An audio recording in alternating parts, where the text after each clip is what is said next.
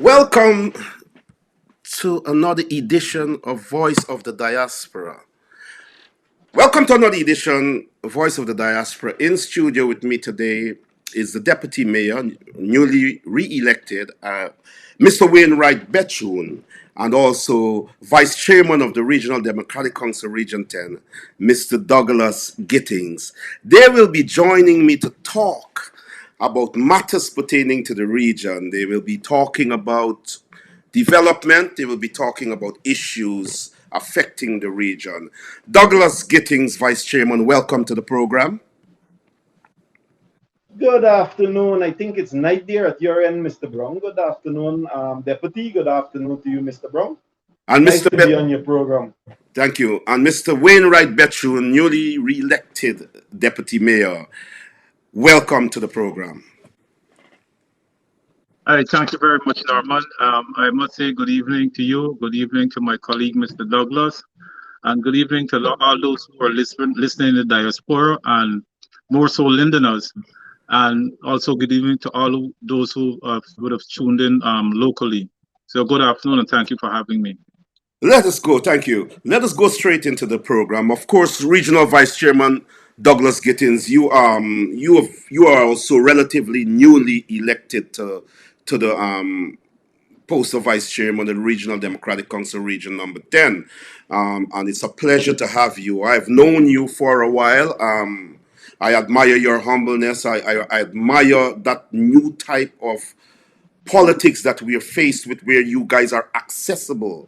You know, one can pick up a phone and call Wayne and he answers or he get back to you. One can pick up a phone and call Douglas, he answers and he gets back to you promptly. We can talk about anything, and I think this is very, very, very good for a new generation of politicians and local leaders who will have to steer the course in a future that is very uncertain for the region and for Guyana as a whole. Sorry, Douglas, you are responsible for I think the riverine communities and areas such as Ituni and Kwakwani, those outlying areas. And it's really nice to bring those areas and the issues pertaining to those areas to the world and to the diaspora, and so that people can have a first-hand look and understanding of how things are working, what is being done to help those communities. I want to start out with you, Douglas. Tell us what plans and programs you've got in place, and tell us a bit about your visits to those areas and about the people and what are the projects happening now. Well, since I've been in politics, I've been to the riverine areas a number of times. The recent one was when we were campaigning, and as soon as I took up office, we decided to go to Kwakwani and Ituni and some of the riverine areas. The thing about those areas, Mr. Brown, for far too long, they have been underdeveloped. We see an area with dirt roads. I mean, Linden, we see an area with dirt roads. We see an area with a hospital that is lacking, with an area with a school that is lacking.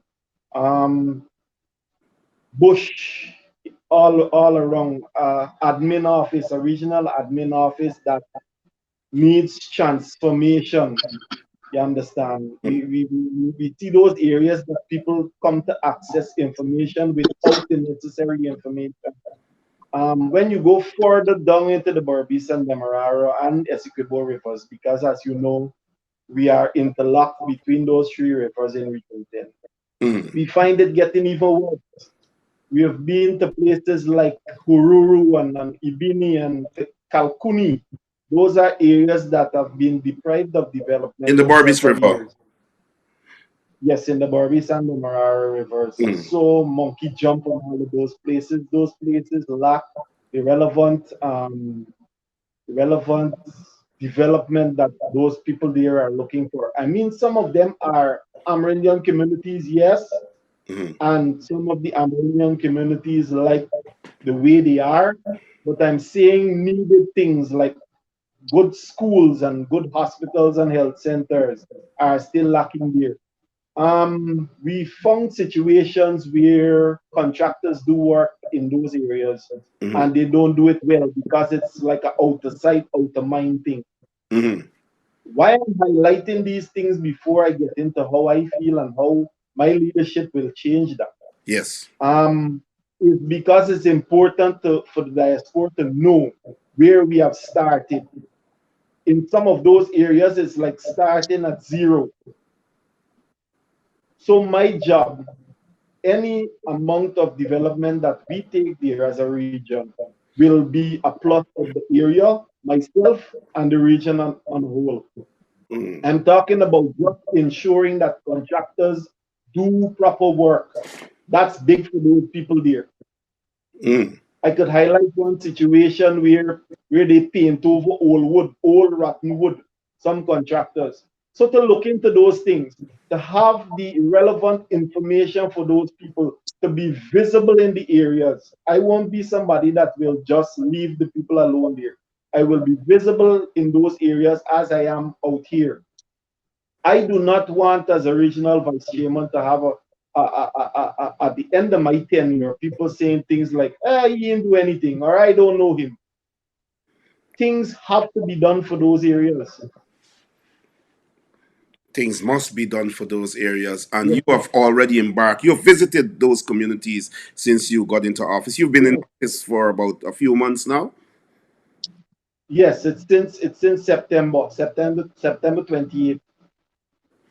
September 28th. And when it comes to infrastructural work in the region, what plans have you got? What is there on the table at the moment? What can you say to the world that this is the plans we have? This is what we intend to achieve over the next financial year or over the next 3 years period or so on.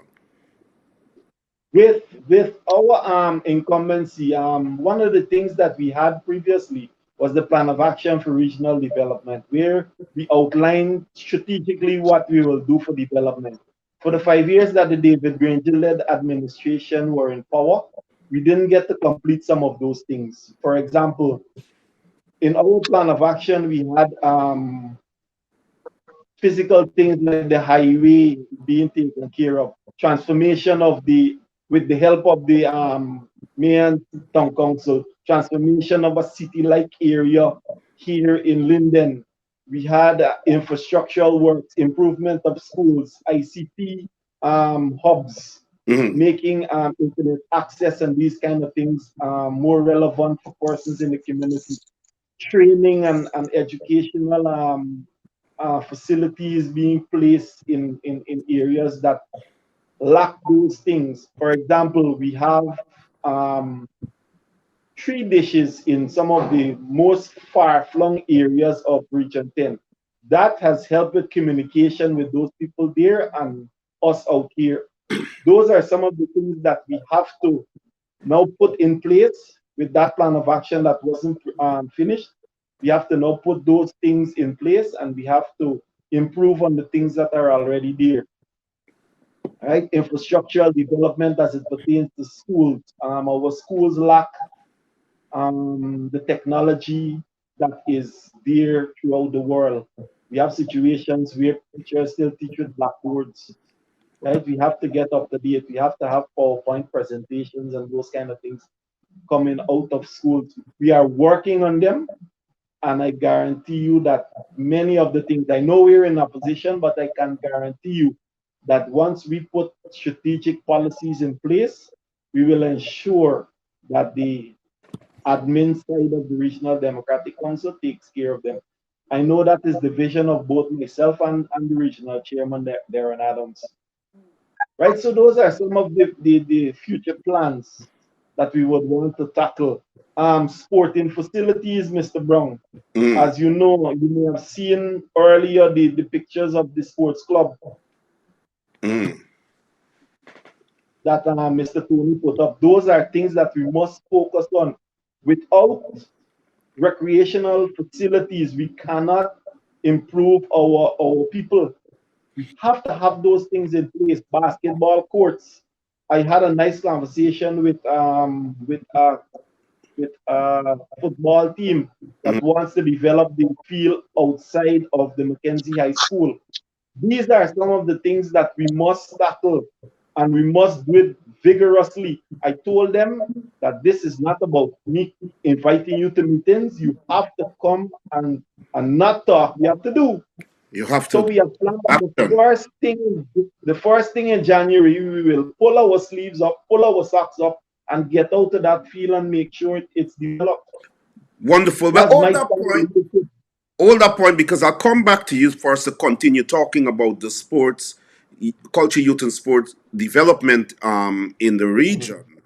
And given the COVID pandemic period, what are the plans to facilitate such events and activities within the confines of this new dynamic and era that we are in? When I wanna to bring you in, welcome, and I want to formally offer you congratulations on your re-election. This is your third term. I think it's your third and final term. You have been around for a while within the council.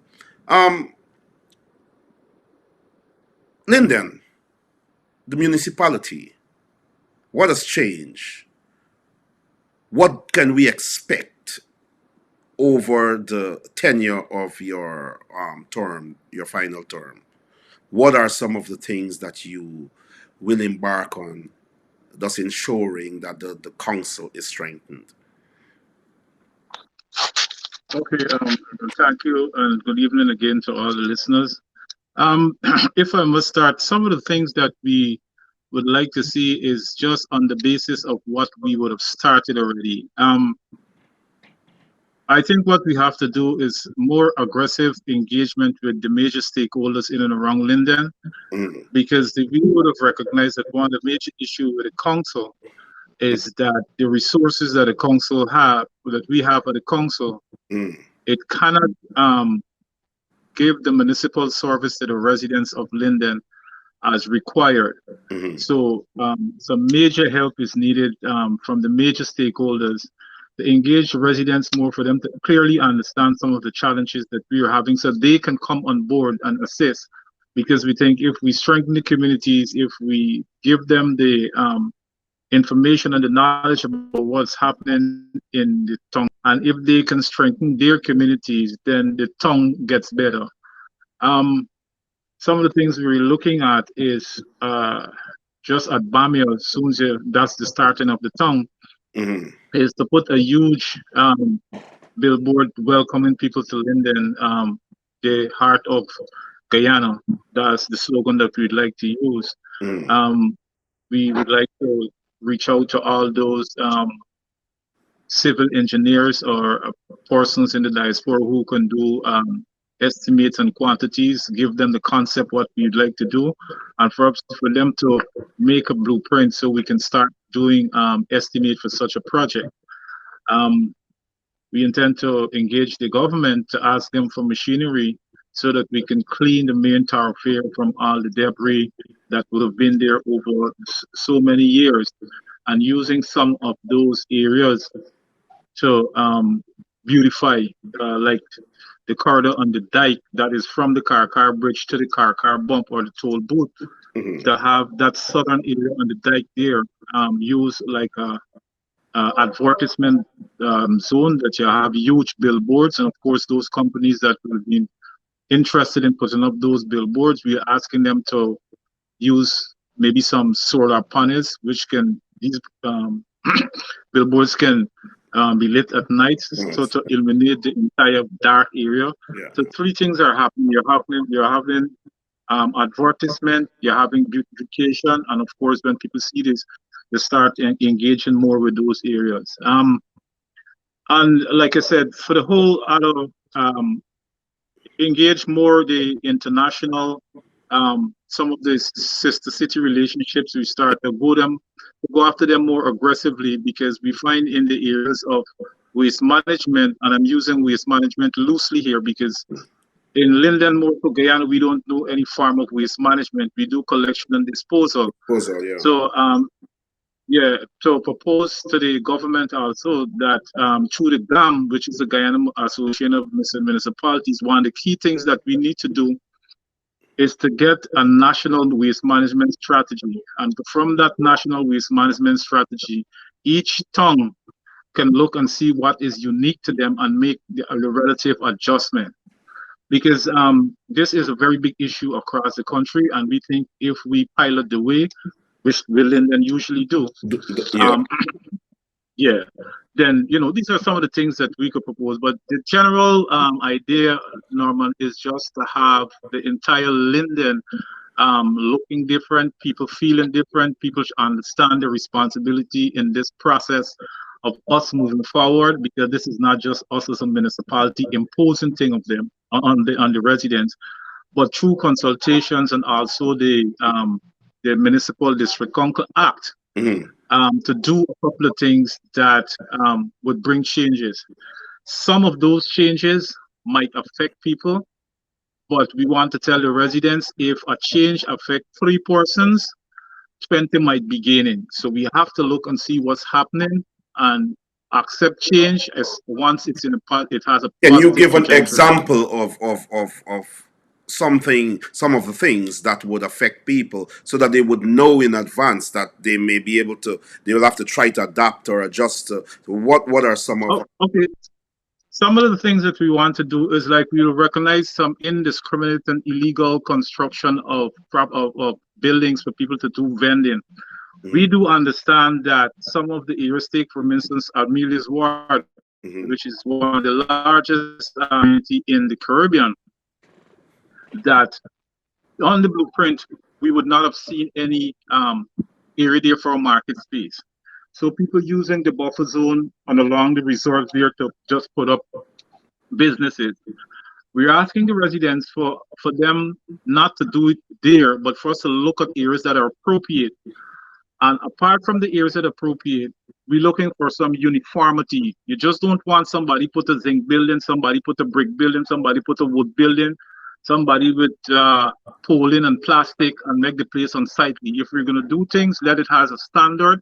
So when people drive through the community, if we're promoting tourism, then they must see the uniqueness and the beauty of what we want to do. We also Well, have the issues where we look at the central Mackenzie, where everybody want to sell, vend, party, have taxi and minibuses, and it's very congested.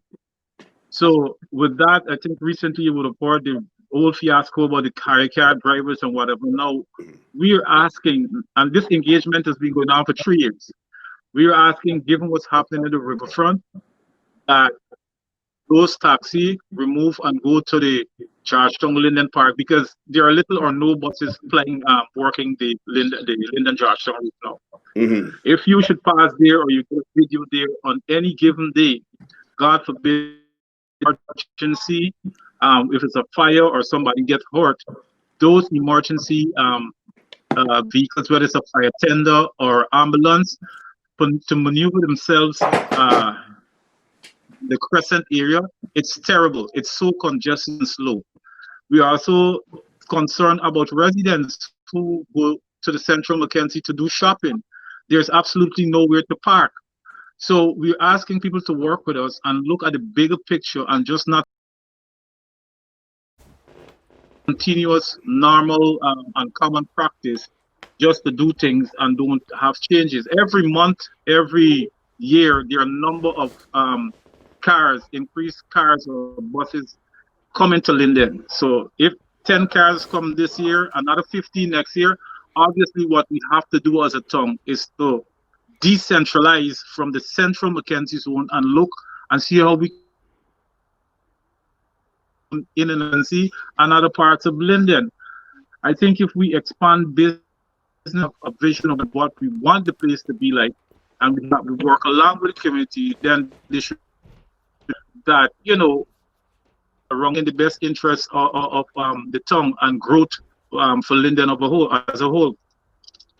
Wonderful. Of course, in bringing about those changes, we have to be very careful in situations where we're asking people to relocate without having adequate space and convenient spaces for them to ply their trade. We know that there is an unemployment situation at Linden, and people will act in their own way if provisions are not made. And I totally agree with the uniformity of doing things. I totally agree that we have to, be modernized. We have to be able to reflect a new kind of tongue, a new kind of community. And everything you've said there, I tend to want to support and agree with. I want to also add that under your deputyship and under the mayorship, I'm very proud that the Blue Lake area is being recognized, as being developed to some extent to international standards. I am so proud to tell people and show people photos and videos in the diaspora of Linden and that area that is so beautifully done. So I want to congratulate the committee or the organizations or organizers who would have taken that initiative to beautify that area. When it comes to government subvention, because you've spoken a lot on, and I'll get back to the issue that I want to deal with. But when it comes to government subvention, what is there? Could you tell the diaspora how this works? Because I see you mention a lot about getting support from non-governmental organizations and connecting with overseas chapters and sister, cities and so on. But what happens? We know that there is a new government in place, and that it's not the government that majority people support in our municipality and the region. What is there to expect in terms of support from the government? How does the subvention business work? Is it adequate? Norman, I would be very straight. The subvention is never adequate. You see, the whole municipal system, if I would say this, and I would say this frankly, if Parliament is interested in giving, and I say Parliament and I use it in the broader sense, if they're interested in having the municipal system effective, then for us to have that, you need to get some serious constitutional reforms to ensure that these municipal systems have the powers and the resources to effectively serve the people. Apart from that, the subventions that we receive, the most that Linden would have received, I think it's $18 million a year. Now, $18 million, I can tell you, $18 million, you would struggle to construct a house in Linden or in Guyana with $18 million. I use that to say that if an individual cannot complete a house with $18 million, and for those who are listening in the diaspora, $18 million is roughly about 90 to 100,000 US dollars. All right. So this you're given to run a tongue, which is 56 square miles with over 45,000 people. $18 million subvention. And that is why for the municipal system to be effective, like any town or city in other parts of the world, the ultimate objective is to have the revenues that is being collected around that that city or that town Rates to and use taxes to and so on. work back. Exactly, rates and taxes and other forms of revenue to work back for the people. And I can give you a breakdown here, Norman. The average rates and taxes that is being paid in Linden, let's say, is $1,200 per year. $1,200 per year is 100 Guyana dollars per month, or 33 Guyana cents per day. To operate the 4 municipal garbage collection vehicles is in excess of 170,000 Guyana dollars per day. If I collect garbage from 100 persons and I equate it to the rates and taxes, that is only 3,330 Guyana dollars. So you see the disparity. The fraction that we are collecting is so minimal. Anybody would want to think that is a miracle that this municipality survived. So when it's out there that the council is not doing anything and the council cannot do this and the council is not doing any work, or would have made everybody is getting these bombard of criticism. This situation is one that needs the attention of Parliament, and I'm not saying central government here. I'm saying Parliament, each and Parliament. every representative from both of the political sides, to look at the municipal system, to look at the laws which govern us. The municipal system should be fully autonomous from the government and work towards having the municipal system being autonomous to the government. Right now, the status quo is semi-autonomous, but with that subvention and other projects coming from central government, then you would see more central government control within the township, Sure. because obviously they're putting monies, there's some degree of authority there. All right. So we need to move away from this dependency from central government and to have more full and effective local governance. And that comes with looking at the municipal system, the law that govern it, have constitutional reform to fully have the full effect of what the people in each and every town across this land, Guyana, deserves. Well, I will have to raise that particular point with our opposition politicians, in terms of constitutional reform to deal with the local governance and so on. I wanna get back to Douglas, regional vice chairman. Yeah, what tell the diaspora how the regional democratic council system works. How does it work? What happens? There's a regional. You have like the deputy REO, which is the regional administration, and you have the council, and apparently, like there is on the side of the regional administration is kind of government controlled, and on the side of the council it is opposition controlled, and there has been loggerhead over the years that would have impeded development, because monies were going back and one party didn't want the other to look good and so on for political reasons. You and I have said this on many occasions, like the younger leaders, and when I said young, I don't mean in their teens or whatever, but relatively younger to the old guards that we traditionally have in politics. Yourself, Wayne Bethune, Mayor Wanika Rindell, the time of Sharma Solomon, young visionary, young people who, relatively young people who would have come out and resisted that old guard type of politics. Will we see a difference coming out of your administration in terms of contracts, in terms of how the regional democratic council, the council and the administration, the accounting aspect, working together to see the community develop? So give us a little highlight on how the system works and what do you expect? Well, as I was telling the counselors in the training that I had, because I'm the person with the most years now.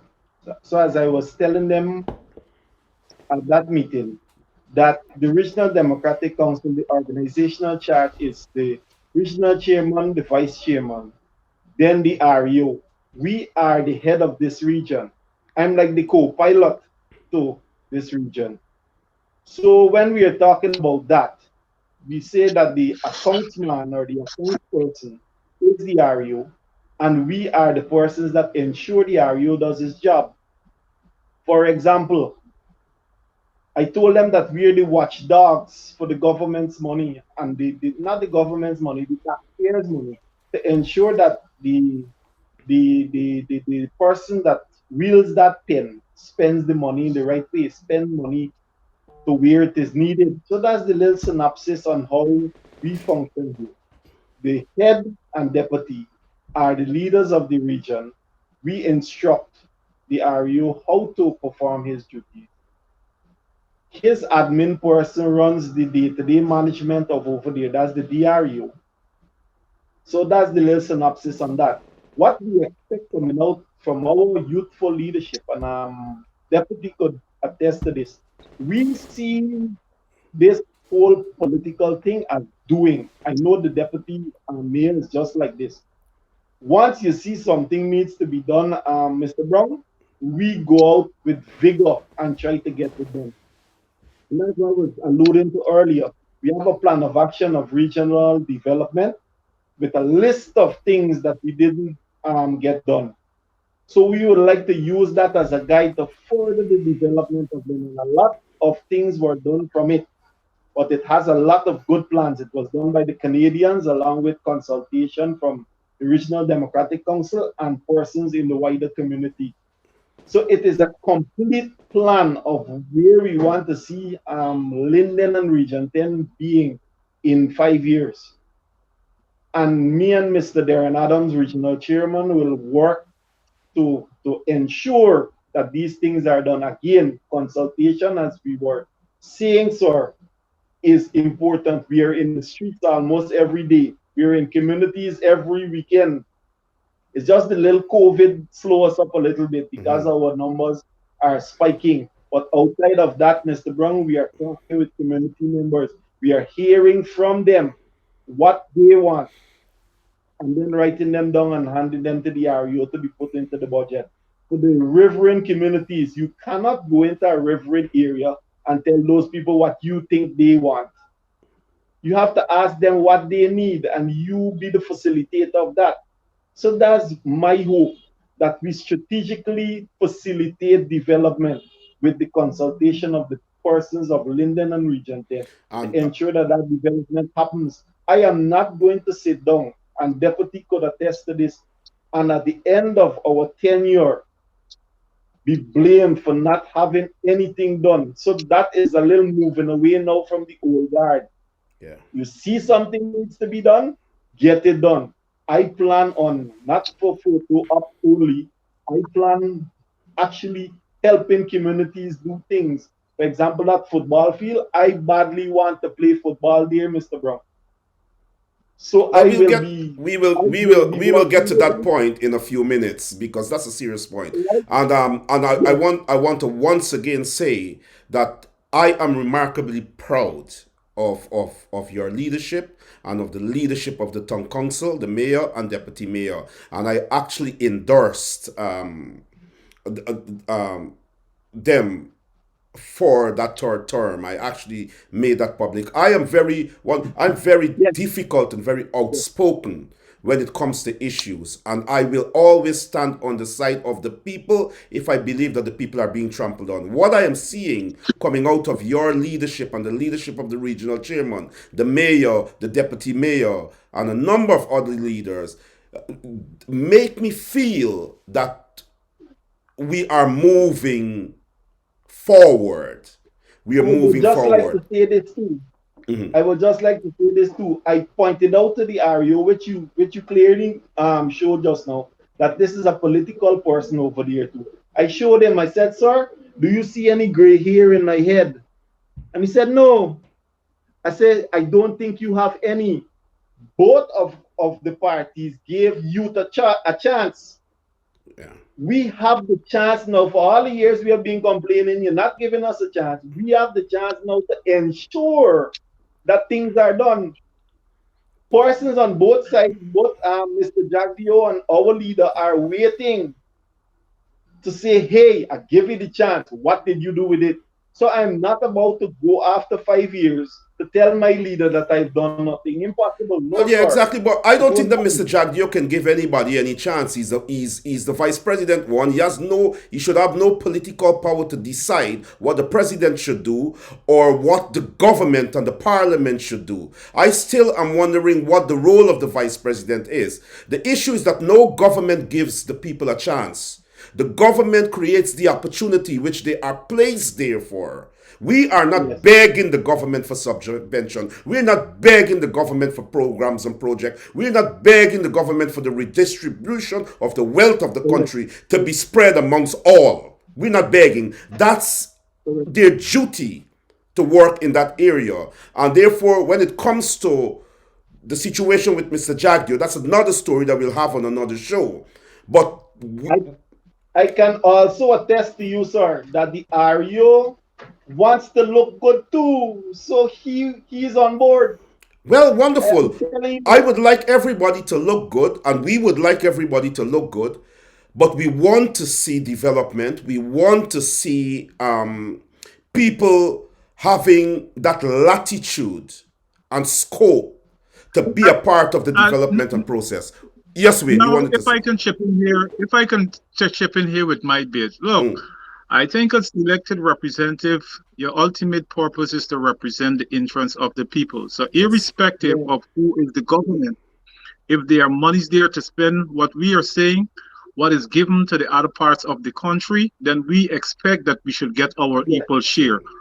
We, when I yeah, say equal here, I want it to be relative because you don't expect like what's happening in region 4. If there's a particular project and it's the same project in region 10, then the money's going to be the same, but it must be somewhere, you know, relevant to what's happening here.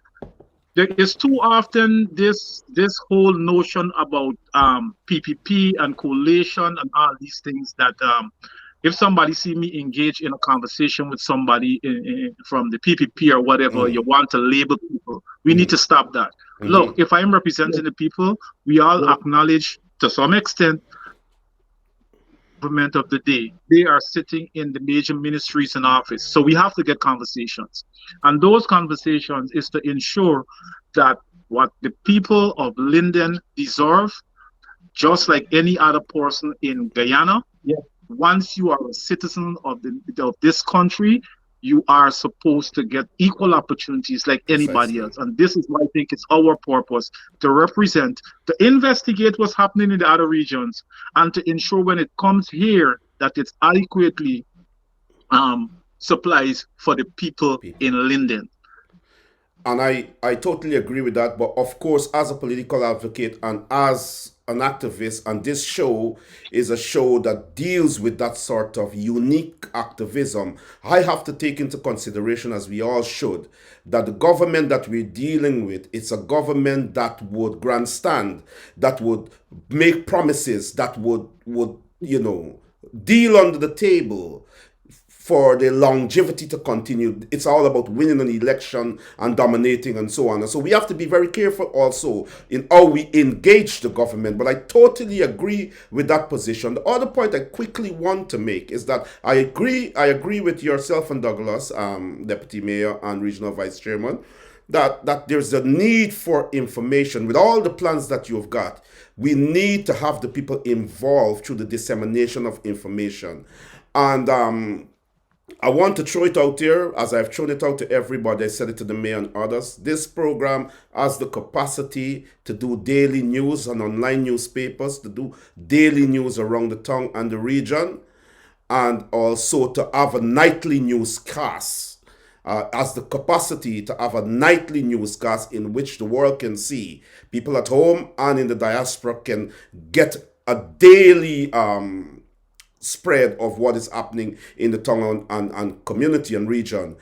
And all that I'm asking is for that support to start out in terms of us having creating employment for two young journalists over 3 months period in which the community can come together and contribute until we can reach a point where we can deal with advertisement and so on and make it sustainable. Because I'm very passionate about, I don't need a profit or anything out of this, but I'm very passionate in ensuring that people get information, because information is power. You're empowered by that. Let us go to what is happening currently at Linden. And I really want to touch on 2 points before we close, because this program is also a program that is representative of the people of Linden region, Guyana, and so on. And so that I have to be a voice for them, even though I am sitting with you guys and I'm there, holding ranks with you. I have to maintain that this is a voice of the people and a voice for the people. There has been a situation ongoing in which a resident of Linden, Mr. Vincent Norton, had acquired, I understand, a piece of land, and I'm happy that the regional vice chairman and the deputy mayors on this program had acquired a piece of land that apparently was used as a community center, as a play field, sorry, to be accurate and precise. Mr. Norton is contending that he had come by that land legally, that the land was offered to him by the previous government, and he's getting a really hard time now through MP Jermaine Figuera, who is leading an onslaught on him as he tries to develop the land and build on it. He's claiming that there's a situation where the Regional Democratic Council is slighting him. He's maintaining that the Mayor and Town Council is slighting him. In fact, I've got some footages that happened today in which I would like you to have a quick look at before we discuss this, and I hope Mr. Norton can call in also. But let us go to what has transpired a few hours ago in relation to the land that Mr. Norton is claiming is his. Give it to you, but at the same time, you're already making certain threats as a regional chairman. I ain't threatening you. I said to you, seize the work. And I explained to you I don't have my documents here. Look at the weather. Well, you need to I've been moving all over this country for 5 years with that document, sir. Don't raise your voice. You are, yes, sir. You're building here. No, I'm not building. Wait. You're digging out. Yeah, I'm preparing this area here. Yeah, I bought those cement. I have receipts for my cement. Stop It's requiring me. It's illegal for me to purchase cement and bring on my... It's illegal for you to record me. Yeah, but you trespassing. You're on my land. This is a land that has been given to the community.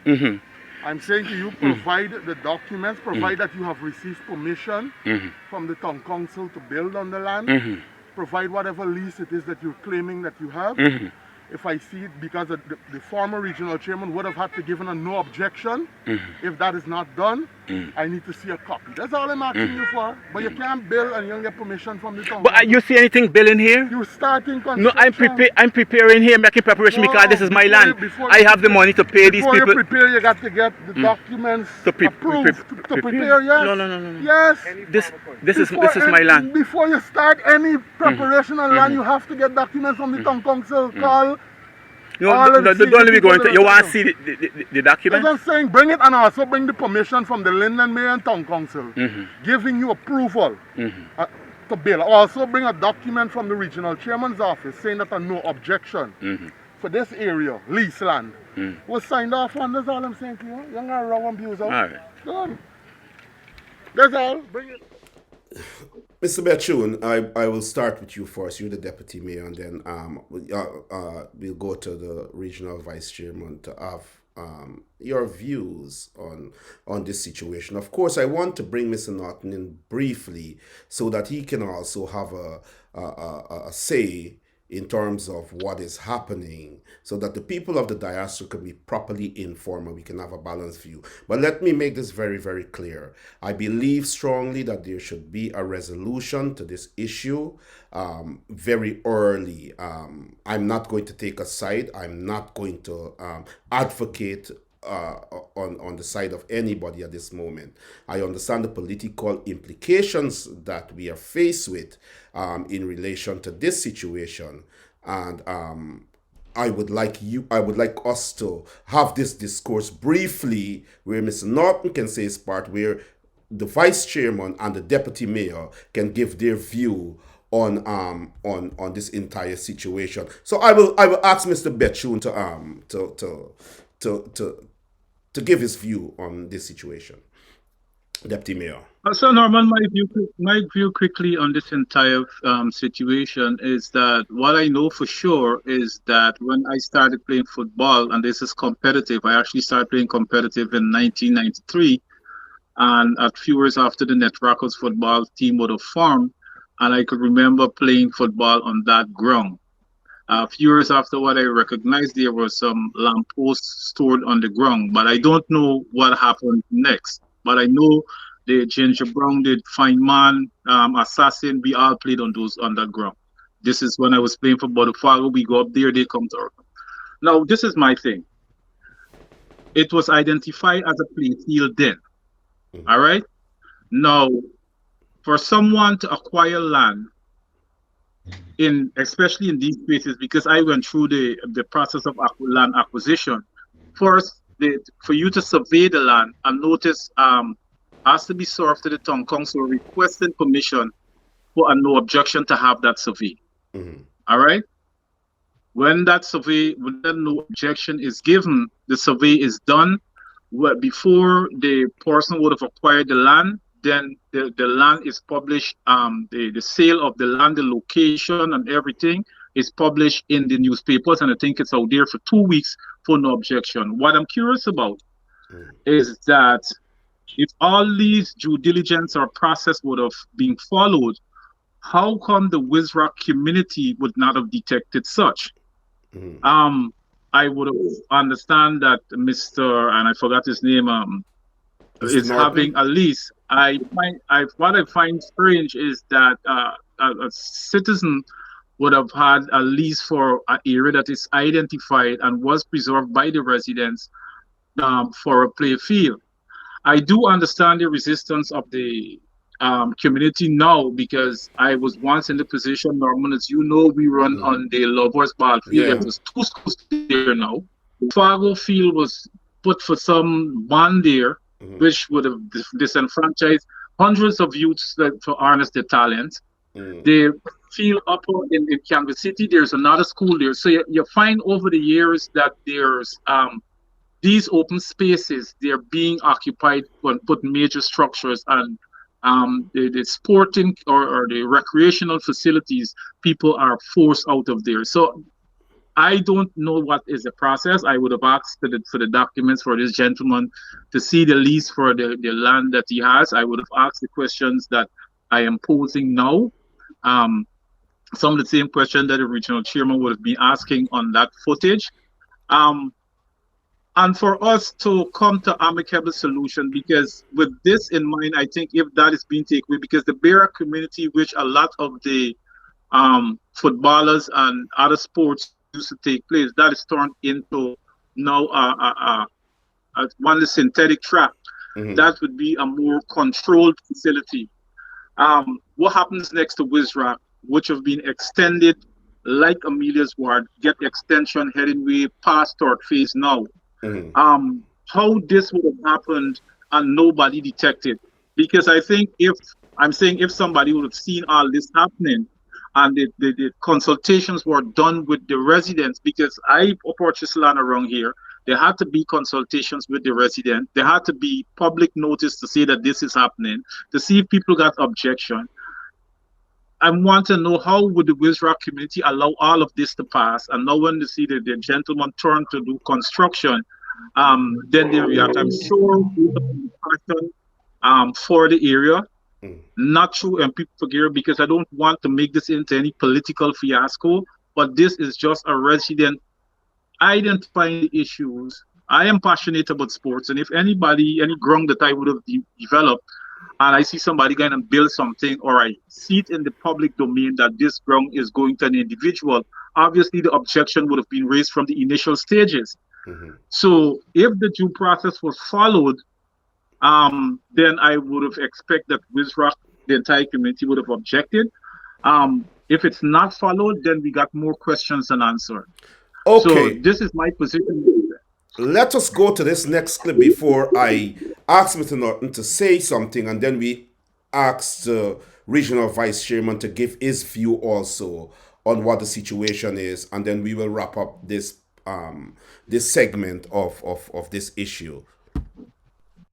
Now, if you apply for parcel land, you know, I know about applying for parcel land. My mother applied for parcel and I applied for parcel land. I don't know that. Why did we choose to come out and defend this alone? Why we going to say all them other ones we want to? Why we do that? Why nobody in the community decided they want this here? Look what I do with escorters when I thing. Not rocking them down, that's the point. The government said they go to the right channel. The tree decades you didn't know this was radioactive. Really? I didn't know it's who play field, I know it's who. All I'm saying. Why would you apply for a land on a play field? All right. So you come and identify places for the I don't got to come and identify the place. No, that's true. Lancer surveyor got away. Lancer surveyor got away. They just bring you. When you say you got no. when you say you got the place. Don't Yeah. say that. Our current is once you going through forget the land, you have gone pay a surveyor's fee. The people take you to that location because you identify. That's what I say. You call it inspection. It's not like me. That's what I'm saying. You saying like it's me. You come and you don't do inspection when they come in? I come with them. I come here. You come here and see them do that? Where's surveyor fee thing? This is common sense that this is a play field. You know local land, you know years ago, you know this. You ain't showing all of that? Come on. You can't give it to the play field, you can't do this. You can't do this. Y'all done doing it. No, we are you doing. can't, I said you can't do this. No, all I did was apply for parcel land. This one. Right? That's all I did was apply for parcel land. The government for the fencing of this compound. No, they're not paying back nothing. It's the play field. Some man going to play football today, they come in, you know them. They come in here. They can't get it. All the years the statue didn't exist. No. Nobody can go up on the road. Tell me now. You should know what's done though.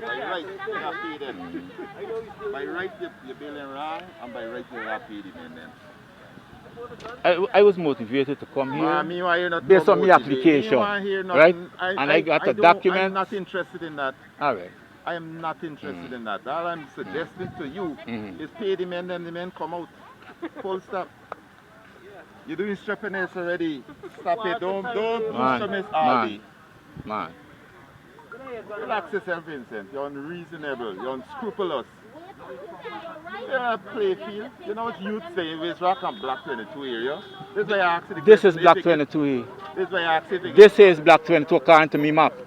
Yeah. This parcel land is Black 22. I get a map that here is Visra. But I got a map that here is Black. And it goes on. Vincent Norton, you have heard what the community is saying, residents in the community, and to many, there seemed to be a reasonable cry in terms of the land being a community land for young people to play, children to play. That's traditionally been a play field. Your argument is that you have applied for a parcel of land. Quickly tell us how you come by the land. Show us how you legitimately come by the land and explain to us what transpired in terms of the difficulty you are encountering. Would you have exhausted all the avenues, legal avenues in terms of acquisition of the land? And what is happening in relation to the community saying that those things weren't exhausted and that you would have come by the land in a way that was,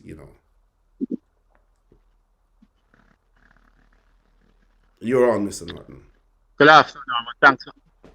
Thanks for having me, Norman. Good afternoon, listeners, viewers. I'm Vincent Norton. I applied for this parcel land mid-2000. The surveyors, they came, and the land surveyor team, they came and they inspected the land. They gave me the green light to survey. I paid $80,000 to do the survey for the business and residential parcel. Mm-hmm. And I waited and waited until I finally got the lease. Like the gentleman in the green jersey or green shirt said, he remembered seeing lantern posts dumping in the area.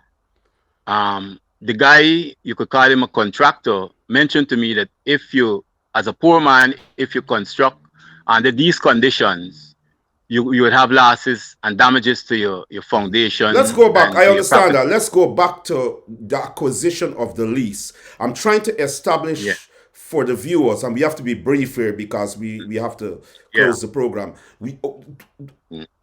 You are comfortable that you acquired the lease legitimately. How did you acquire the lease? I applied. I paid some money. They came and they inspected. Lands and Survey in Christianborg. Okay. The Lands and Survey officers at the time, they did the inspection. Normally, they would come and inspect a land to ensure that no structure or anything was on the land, or no play field like they're saying with goal posts and things like that. And I got the green light to go ahead and get a surveyor to survey the land. I chose what seems to be a private surveyor at the time. I paid 80,000 parcel of land. And I was told within 90 days I would get the lease. And it went a little longer than 90 days, but I wasn't worried because I was waiting patiently. And you got the lease? I finally got the lease. And I started paying 50,600 a year. And in 2019, they went up to 65,000. Reviewed it back down to 36,000. In December, I paid. Then I paid for 2020. So you have paid monies that have not been refunded to you, but you have got a lease that says you are the owner of the land. Have you got the lease with you? Yeah, I have the lease with me.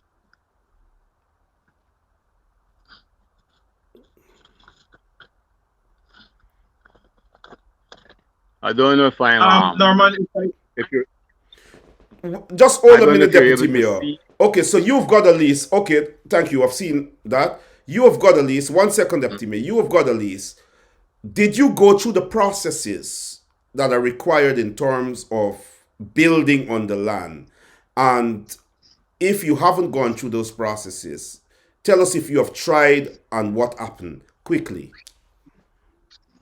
Quickly, in 2016, a little after local government election, I observed that my finance was ready, and I decided to get some materials up and do a bond, a 15 by 25 bond. And while I was there the Sunday morning on the 10th of April 2016, I was confronted by a gentleman who claimed that he called Figgy, and from then onward until this day, I've been stressed out. On that day, I was accused of damaging government property. Figgy went ahead, brought a policeman. He said there's not the area for the lease. The lease is somewhere on the Rockstone Road. And a number of other things. He said that was the co-op land. But my plan shows me that that parcel of land, from the what we know as the Wizrock Junction straight across to the multi-purpose building in Block 22, is a stretch of land where everybody got lease for it, and that is Block 22, not Wizrock. So I want to know, what is Wizrock playing field doing in Block 22? Okay. The other thing quickly, Mr. Norton, is now you are planning to build on the land and you've started work on the land. But apparently you have to get permission from the council and from the Regional Democratic Council, certain procedures you have to go through. Did you go through those procedures, or have you tried to get those permissions to?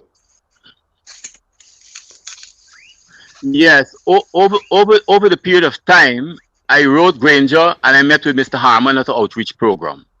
And after the stress continued spinning me around like a buck top, I end up at Lands and Survey on a commission of inquiry.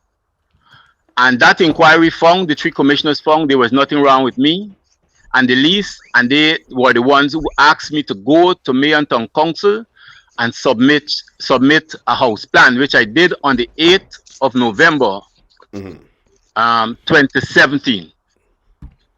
18 months or so after the incident with Figgy in 2016. And while I was doing that, the supervisor was on leave and Natasha Claxton was acting. And surprisingly, at the end of the application, she asked me where the land was, which was a good question. And when I told her, right away, she turned to me and said, "Oh, is you Figgy got some problem with some land?" Another thing she mentioned earlier while I was applying was, I don't like Rastaman. And then she turned around recently after the last issue that we had last month when I was in a meeting with the mayor, and she denied. She also accused me of collecting back the application that I submitted. Okay, now, why if the commissioner? She's not here to defend herself. But what up? Okay. You did not receive permission from the council. I did not. for 3 years. Okay, so they did not give you permission. And the Regional Democratic Council, when you approach them, they did not give you permission either. So what the community is saying, is that you're building illegally. Would you accept if you were offered to relocate to another suitable piece of land in the area that is not identified as a play field? Would you accept that, or you are adamant that that land is yours, you've paid for it, you have the lease, and you're being victimized? Yes, I am being victimized. I know I paid for it, etc. But the Wizrock community know that when the school in Wizrock, I think is Wisborg, was about to be built, give them a piece of land north of the Wizrock outpost, a large piece of land that looked like 4 to 5 acres, which that part of land I had has nothing to do with the land that the government gave them at the time. So this is pure victimization. For instance, Figgy is saying that he told Trevor Ben since 2016 to relocate me. Remember last month he's telling me that. Okay. Now, if you're an MP, it means you got power, you got strength, and if you really want a dialogue, this is disrespectful. Okay, my question to you, because we are running out of time, really, and this is I brought this in because it is a pending matter, and that something happened today that required, bringing the mayor, deputy mayor, and the regional vice chairman, bringing it to the regional vice chairman attention and deputy mayor's attention. But quickly, the point I'm making is that you have not received permission. There seems to be an adamant position by the community that you will not get that land. It is broadened now to residents of the area coming out and being adamant that. Would you accept an alternative piece of land if you were to amicably resolve this issue with the council and all involved? Would you accept an amicable resolution to go to another piece of land, or do you want to remain on that plot of land? I personally would love to remain on that part of land because it has a history with it. And secondly, when you're talking about relocate, it has to do with the persons that you sit down with and dialogue and the location that is being proposed. So it's not an easy question to say yes to that. Yeah, but at least you can begin that dialogue and you can determine or decide whether it is satisfactory in terms of where you want to relocate. Let me go to the regional vice chairman quickly. What is your view, on this entire situation, vice chairman? Just to give you the quick backstory, like my colleague was saying, this thing was promised to persons that used to play football where Wisborg now is. They said clearly they have the measurements, they have all the different papers that was promised to it's the same government that he applied for the lease for, said to the community that this is the piece of land that we want the football field on, so that they can move off where they were on the place where Wisborg is now. Okay, please, if you're giving me this, I want this. And they identified there and they went there since then. It is a weird thing now that somebody could come and say that they own the land and have papers for it. I don't have a problem if you say you got it, I saw the paper, but I'm saying to you, it is the way the land was acquired. And I think Mr. John in one of the videos was clear that you need to come and assess the place with the surveyor before the land could be surveyed. So you had to have known where you were going. And that's what Mr. John was saying in the video. You understand, Mr. Brown? So these are the questions. And I'm saying to you, sir, I'm not a part of this. I'm not taking a side. I'm just saying, with a situation like this brewing in a community where so many members of that community come out here to represent that that's their football field, you're playing with fire. If you understand where I'm coming from, Mr. Brown, he's playing with fire. Well, yeah. So, like you asking the question, sir, if you would like to sit down with us and we come up with a reasonable solution to the problem. Because if you build there, you're going to have problems. Persons have already stated to me that some of your stone and sand moving from there. You understand where I'm coming from? See, you're playing with an issue there that is not that I don't think you'll like the outcome.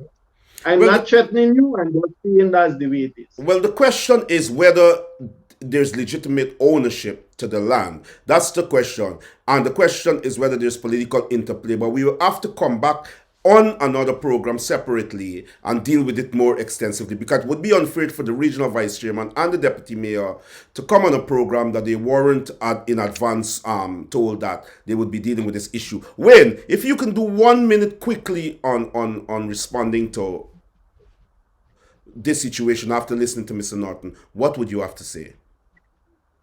What I find a couple of things a bit, and I got to choose my words widely. I think a couple of things are funny. First, I'm hearing Mr. Norton saying, if I'm correct, that he wasn't aware of the location of the land.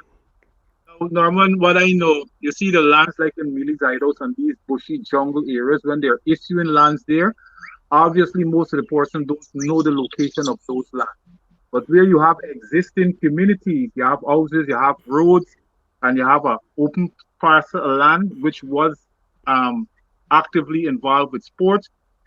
If you're going there, obviously people are going to get objections. And I had to pass and see, and I know I'm interested in this parcel of land, and obviously I'm going to pursue it. I'm saying that during that pursuit, the process was followed accordingly. I find it strange too that the entire community of Wizrock would not have objected, because they had to be consulted. There had to be public notices to show that the intent for this purpose of land, if somebody wants to own it for whatever purpose. So the objections would have been made since then. Maybe that part of it was skipped and the people never knew until when they saw a document. So I guess this is what got them upset right now. What I would say is we need to go through back the steps with the gentleman, if all of these things were followed, because you don't want the people to feel disenfranchised. If there is negligence on the community part to say that all these things happened and they didn't observe, then we have another conversation. But I am thinking, because of how the gentleman would have structured his case, I'm not hearing or too convinced at this moment that the due process was followed. So the community, from the initial stages of him wanting to acquire that piece of land, that the procedure was followed. Secondly, ever since I was at the council, or I am at the council, I am not aware of this. The first time I heard about this this issue is a few weeks ago when it was on social media. I've never heard about this gentleman applying, because when the applications goes to the administration, it comes to the buildings meeting, it comes to the works committee, and we deliberate. We are advised from the officers of the different departments to say what is the location of the land, what is the purpose of the building, if there are plans, and these things are approved. I find it rather funny that a plan is in there for 3 years, and then under the 2017, I think Mr. Holland was there, and then you had Mrs. Arndale to say that, look, I have a plan here and I have some difficulties, to come to the council, see the mayor, and to say, look, I need my thing to resolve, and after these things come to the council. Well, after then, they had entire fencing was constructed on this place. Now, if I own a plot of land and I see somebody putting up a fence, then I got to go to the authority and say, look, I have a lease to this land. I will be paying for so many years, and I'm seeing construction is happening on my property, and I'm objecting. So from since then, you would find some kind of resolution, because they have objection on both sides. So the issue is a bit contentious, Norman. And I said, like I'm saying, we have to go back to see what happened from the embryonic stages, if the process were followed, and see where the flaws occurred. Because this case seems to me, in my opinion, there are some flaws.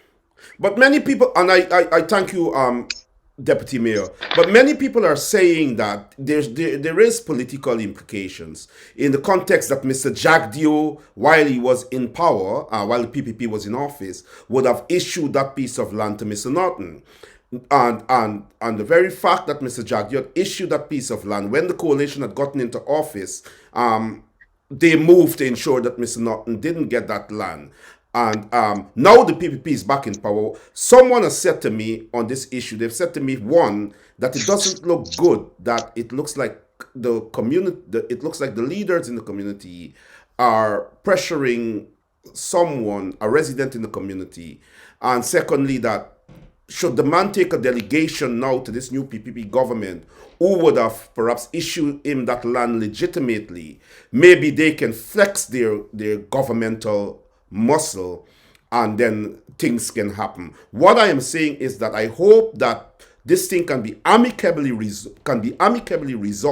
That Mr. Norton can sit down with the council and with the Regional Democratic Council and with the Mayor and Town Council and find a solution to this problem before it becomes very politicized and divide the community, and then we have more difficulty when we would have to deal with local and national elections. Let us thank you, Mr. Norton, for coming on the program. Can I say something, Mr. Brown? You'll have like 5 seconds because we have to wrap up. Okay. Nothing is being done on that land except for renting it, keeping Christmas parties. I don't get a cent for all those years. Figgy. It's abusive.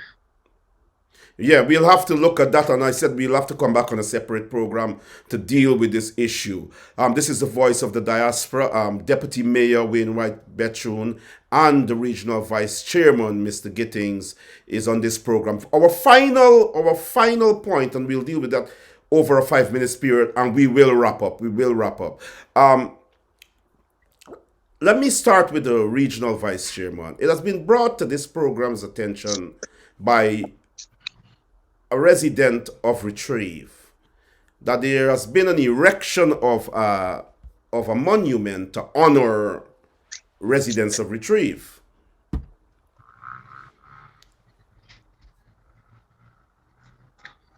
And that in dealing with this process, they weren't consulted. In the case of the family whose mother was recognized and placed on that monument, our photo was placed there in recognition of our sterling contribution to Retrieve and our outstanding contribution as a Linden resident. They have contacted this program to say that they were flabbergasted by the fact that they saw their mother's picture up there, and their mother saw that picture on that monument, but she was never consulted. No one had gone to her to say, we are going to honor you, we're going to recognize you, this is what we are doing, or anything, or even invited her in a timely way to the launching or the opening ceremony of the monument. Further to that, the resident is saying that they find it very strange because their father is more worthy of recognition for his sterling efforts and contribution over decades to highlighting issues affecting Region 10 and Linden. I am not aware who is responsible for the establishing of that monument, the Retrieve Monument, whether there's a proper committee in place. I understand that the regional chairman from the resident, I understand that the regional chairman has been a part of that process. How much involved he is, I don't know. Regional Vice Chairman, could you shine some light on this issue? I can tell you, Mr. Brown, that thing was constructed out of an idea, aborted out of an idea from residents of the community. While just walking around, we need to beautify the area. One of the things that started there was the Retrieve Restoration Committee, and that was one of the ideas about 6 years ago, that they'll build a welcome sign outside of Retrieve to let people know that they are in Retrieve. I can tell you this, the persons that built it is an ad hoc community group. It is not something that is formulated. I can tell you also that the regional chairman may have given his blessing, but he's not integrally involved in it. He may have some financial help, which I did also, maybe a few thousand. Every time it passed, they would collect money. That's how they built that thing. So I'm telling you that they didn't formally include any of the families that they put there. It is something that can change. It is something that you can take down the picture if the family wants to. It is something that you can put up a picture if they want to. Yeah. It's not cast in stone. Yeah. Right. But there should also be a formal apology from the committee. Yes, I do have a problem, and I'll tell the guys. Okay. Right. Deputy Mayor, what are your thoughts on this? Okay, Norman, of course I must apologize because if you see the movement, I've lost my volume, so I got to come closer. That's fine. That's fine. You're perfect. That's fine. Nevertheless, I think I would be the first to facilitate an apology on behalf of that group, because when this project would have started, these guys would have worked the idea. A matter of fact, they came to me because I would have done two, or the South Mackenzie group, we would have done two of those signs at in our community. So these guys would have spoken to me, and I understand the passion that they want to build this sign. Maybe they would have aired without the consulting the family, but they're very sincere. So I think it can be repaired. Apologize to the family. We have whatever their wish, whatever are their wishes to be on the monument, on the welcome sign. Then it can change, so I don't think the intention was to do that. Sometimes when you are so excited to get things done, obviously 100% there are some mistakes, and these mistakes, like the vice chairman was said, they are not written in stone. They can be changed to felicitate the desire of the family. Thank you very much, Deputy Mayor and Regional Vice Chairman. And in closing, and really in closing now, how do you feel being re-elected? And this is your last term. Let us go to a clip before you tell the diaspora how you feel, if you're elated to be serving again. We know that you're a charismatic leader in the community. As much as the regional vice chairman is, you understand. As I said, I'm happy again to be on a new page with you guys, and I hope it remains that way, and that we don't have to get at loggerheads over any issues that may be affecting the community and residents of the community. 2, 3.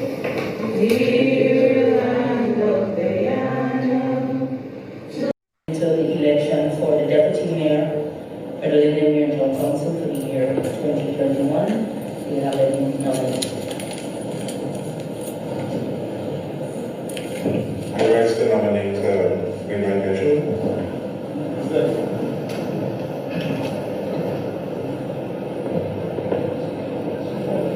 Okay, that nomination closed.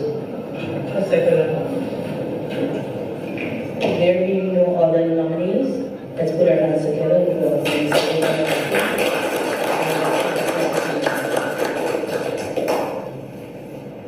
We'd ask that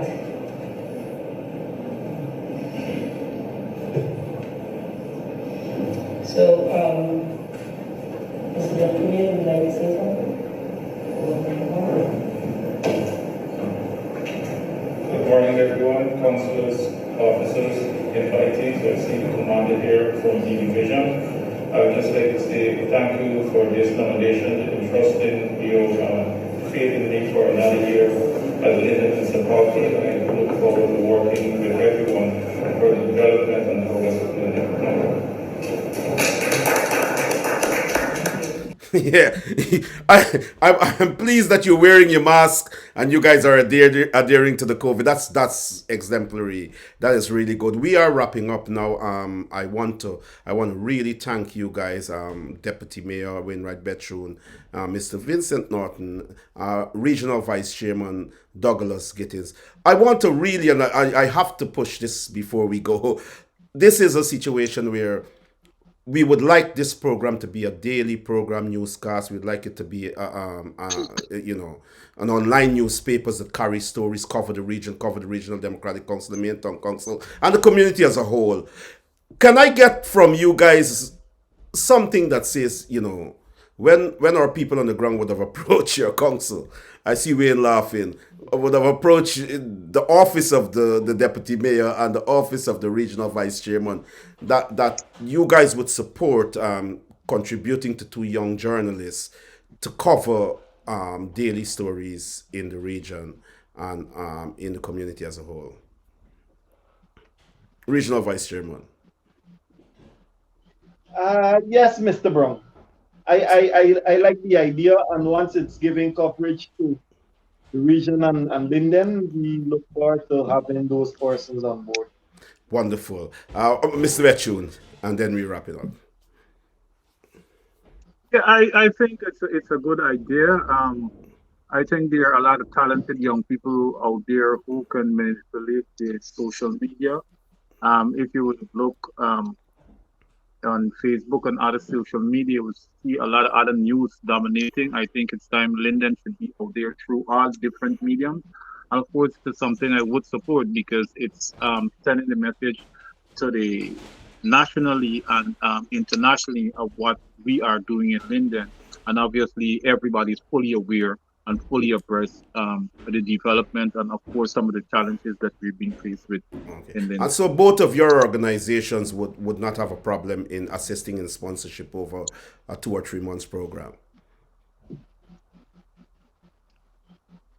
Douglas, you... That's obviously something we can discuss at the council. We could look at the costing, and of course we can. Good, wonderful. Thank you very much for that. It was a pleasure having you guys on the program, Regional Vice Chairman Douglas Gittens and Deputy Mayor of Linden, Wainewright Bethune.